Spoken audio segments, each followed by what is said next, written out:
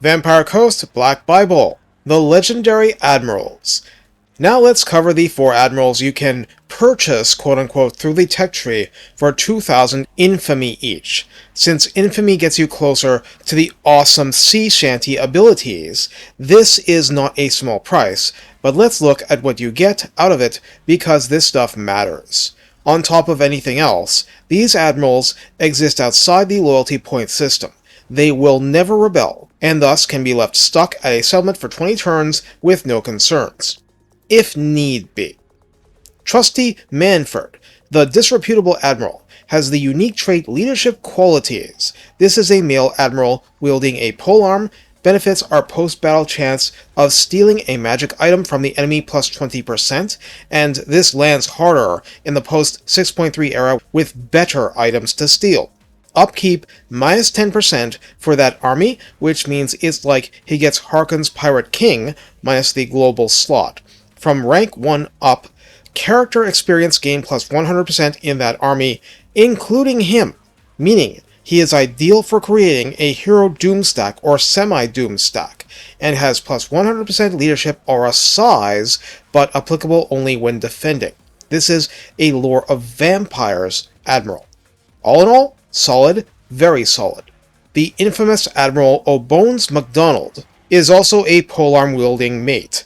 He blesses his army with plus 50% healing modifier, making regeneration and Nahek use 50% stronger, has plus 25% hit points personally, gifts his entire army armor plus 20 when you have armor 15 for the average zombie, and fatigue buildup mid-battle is halved. Gun crews get less tired as they mow stuff down. This is a Lore of the Deep Admiral, meaning he cannot directly use his magic to heal the army. He needs a vampire captain for that. Notorious Admiral Burke Black is also a polearm admiral, but as Lore of Death. Now, something you basically cannot obtain anywhere else is that he, a character and lord, provides growth plus 20 just for existing within the province he's located at, if he's in a province and not at sea. His entire army has weapon strength plus 15%, which means for melee fighting, physical resistance plus 10% for better resilience, combining with anything in redline and text like for rotting Prometheans and Leviathans, and gives his entire army Strider, even for units that should be bogged down by jungles. This works very interesting with non-meta coast builds. The Dread Admiral Two Toes Adley is our only pistol lass among this bunch, a Lore of the Deep caster. She, herself, has ward save 15%, bonus versus large plus 15, which is nice because she will naturally get some bonus versus infantry. Causes enemy leadership to be minus 8 in the entire province from the dread she produces. The entire army has charge bonus plus 10 flat, which is really, really powerful with the right units, and breaks the built-in balance, limiting that about them, and provides range plus 10% for the entire army, including Adley herself. So every carronade, every handgunner, every necrofex can open up at longer range. It's probably less accurate, but you brought lots of ammo, so why not? Beyond these traits, and the awesomeness and gold-hungry fact they are shipbuilding admirals, their skill trees are the same as their appropriate type, meaning that they do not get the ability to get Forger, Poacher, Smuggler, and Arsonist all at once like Luther Harkon.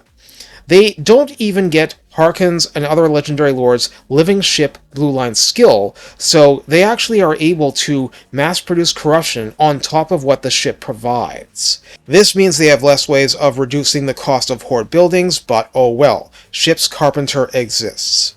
Moreover, every shipbuilding admiral can engage in sea attacks just like the legendary lords.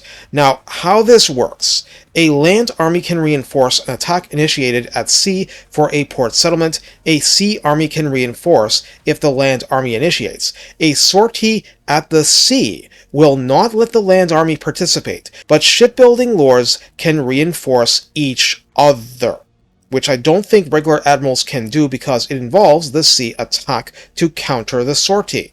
Similarly, I didn't test this far, but I imagine they can reinforce each other for attacking from sea and overloading enemy defenses. Shipbuilding itself will come up separately, but even I had forgotten Black is a way to nudge the Awakening to Tier 5 for Harkon's United Mind purposes. For raw financial benefit, Trusty is your man. Vampire's lore healing in-house means he can operate the best without hero support despite being great for improving heroes quickly. And saving you money is a good thing. It's not like any of them are bad either.